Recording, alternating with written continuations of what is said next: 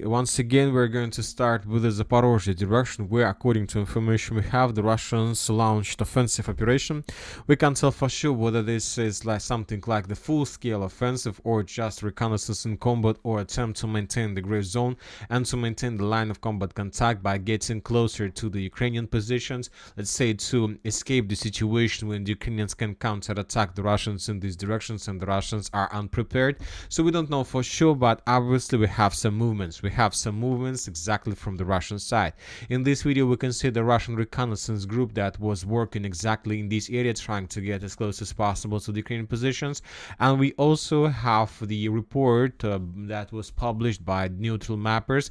And according to them, the Russians managed to improve their positions in fields between the city of Kamyansk, the village of Lugovo and Zherebyanki. So these fields were recaptured by the Russians as a result of counteroffensive. So once again, let's follow this area because something big most likely is going to happen here during the next few weeks. Maybe the Ukrainians are planning to attack in the direction of the city of Energodar, or the Russians are planning to attack with the purpose to encircle the Ukrainians in the city of Orekhov. Now let's move further and let's talk about the South Donetsk direction, where the Russians continue their offensive operation. We have additional changes on the ground. Just yesterday we have colored these constructions under complete Ukraine control, and today the pro-Ukrainian mappers confirmed additional progress of the armored force of Russian Federation, and according to them, the Russians established complete control over this part and the Russians are getting closer and closer to the city of Ugledar. In the northern direction, we have a lot of updates from the coal mine South Donbass number 3. First of all, the pro-Ukrainian sources finally confirmed that the Russians established complete control over around 50% of the stronghold, and the rest of the stronghold is in the gray zone. And we have the video, very interesting video, and this video shows the highest point on the South Donetsk direction, and as you can see, the Russians decided to destroy this construction. The Russians are saying that when they start clearing this this area, they discovered that this building was mined, and of course the Ukrainians maybe mined the building when they were retreating, trying to allow the Russians to concentrate as many as possible forces inside of this building, and maybe then the Ukrainians were planning to destroy it, but the Russians managed to destroy the explosive and they decided to do this first.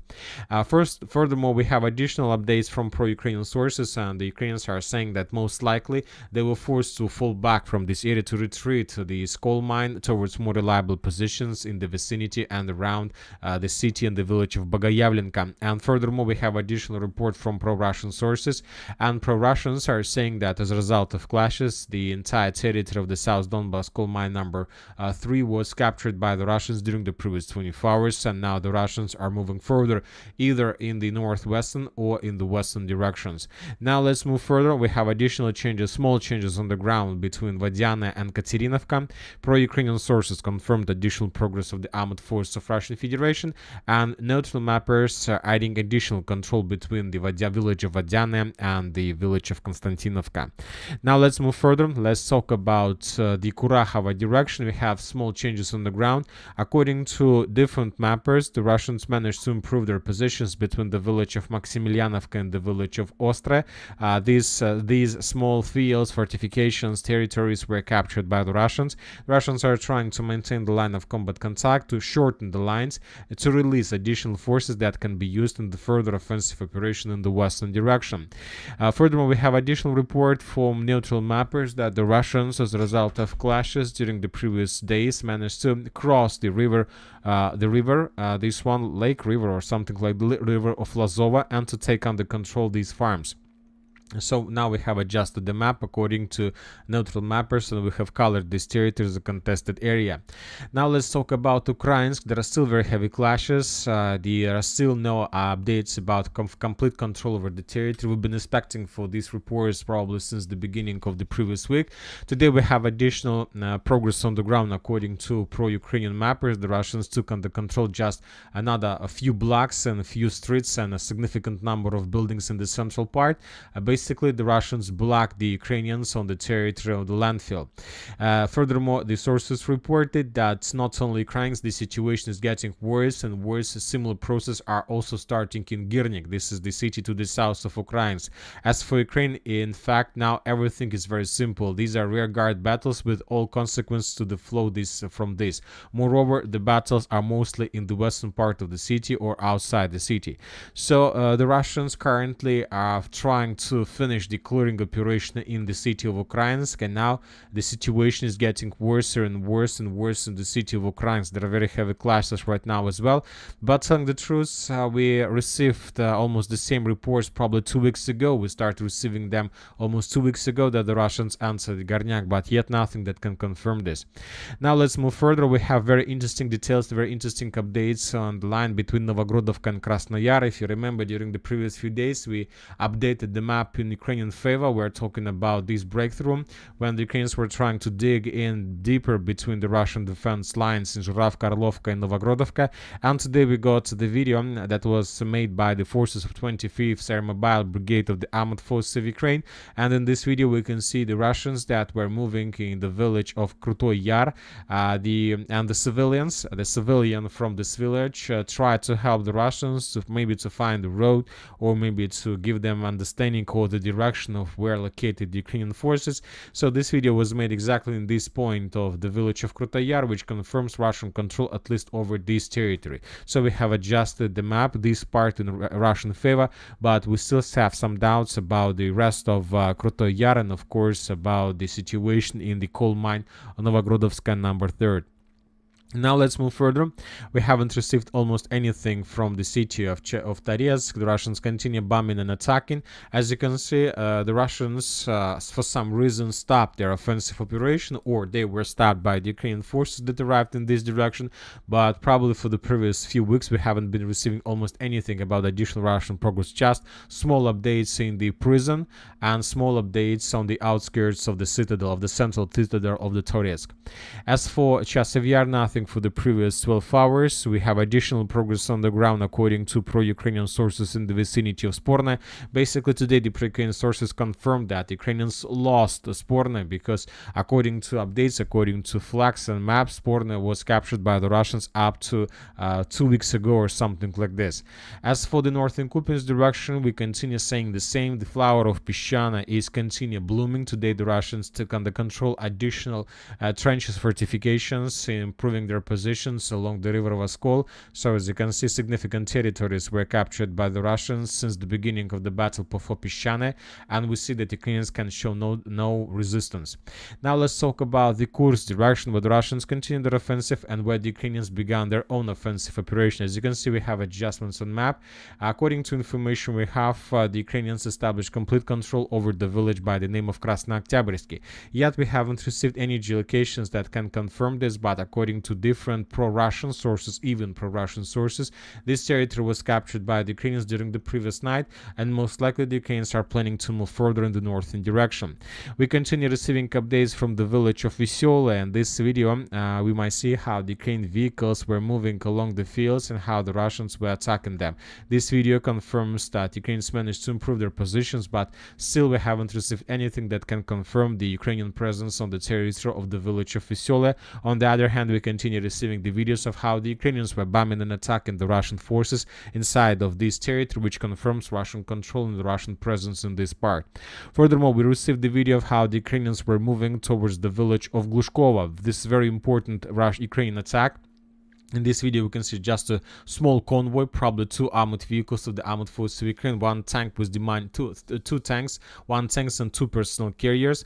The Ukrainians were heading towards the village of Glushko, but they were ambushed by the Russian FPV drone operators, and most likely the entire group and the entire convoy was destroyed. So what is happening? Let's discuss in details once again. For some reason, the Ukrainians began offensive in the direction of Glushkova, and currently the Ukrainians haven't managed to achieve the results they managed to achieve achieved during the first days of the battle for Suja. And now we understand, probably it's getting clear what was the real purpose of the Russian offensive in the western flank of the Suja salient, of the Suja direction. The problem is that since the beginning of August, the Ukrainians were mainly concentrated on destroying the Russian positions along the river of Seym. So we have lots of geolocations, a lot of videos how the Ukrainians were hunting and destroying the Russian pontoon bridges.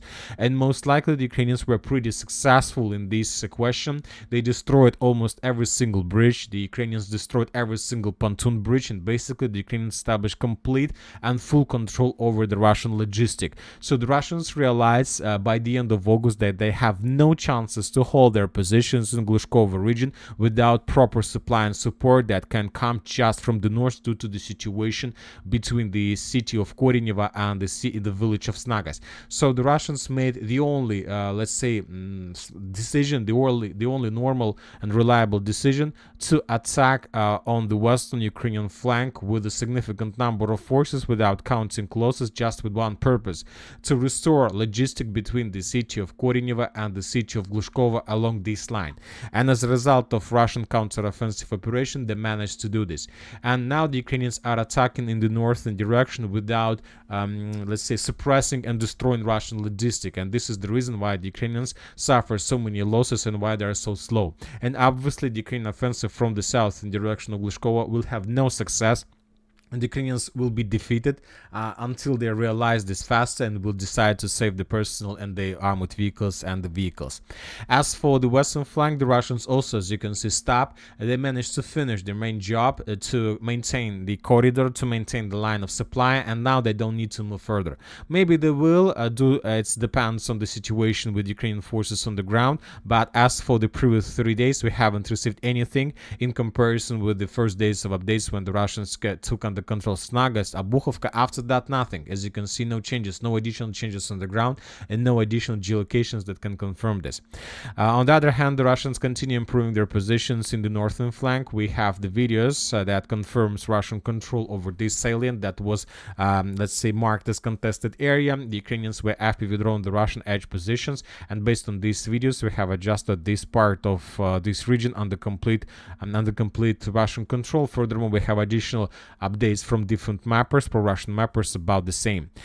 We got additional geolocation from the village of Malaya Lokny that was published by the pro-Ukrainian sources. In this video, we can see a number of Ukrainian FPV drone attacks on Russian positions, which confirms that Malaya Lokny under complete Russian control, and that the Russians are still there in almost complete encirclement, but they're fighting with the Ukrainians. Maybe they have a very short supply road that they use for redeployment additional forces, reinforcement, food, water, and something like this. Furthermore, we have during the previous video we have discussed the geolocations in Borky about Russian control, and today somebody managed to geolocate the exact point of the Russian soldiers on the territory of the village of Borky. In this video we can see the Russians raising the flag, and this this episode took place exactly in this point. And based on this video we have adjusted the map in Russian favor in the area of the village of Borky and Spalnaya. Furthermore, we have report that the Russians, and during their offensive operation, managed to, as a result of fast lightning attack, managed to take under control the Ukrainian air defense system. So imagine yourself, the Russians managed to take under control the Ukrainian air defense system, which confirms that basically the Ukrainians didn't expect Russian fast lightning attack, and basically they abandoned their positions and start running away in the western direction. We start receiving updates that the Russians currently are moving further in the western direction with the purpose to take under control the village of Plokhova. So this is the next target of the armored forces of Russian Federation, and if they are able to do this, then it's going to be very, very big problem for the Ukrainians.